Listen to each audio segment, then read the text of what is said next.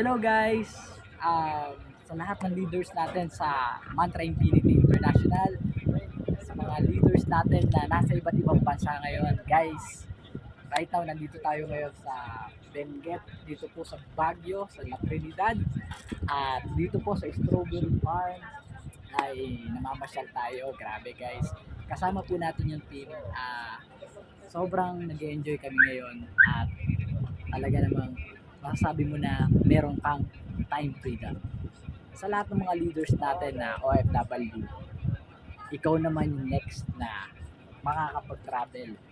At ang good news, meron tayong mga libre, meron tayong mga travel incentives sa grupo natin na once na nandito ka sa Pinas ay pwede kang makasama sa ating mga travel incentive.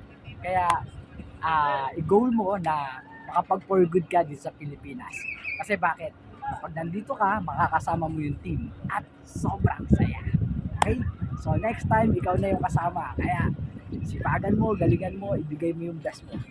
God bless you and more power.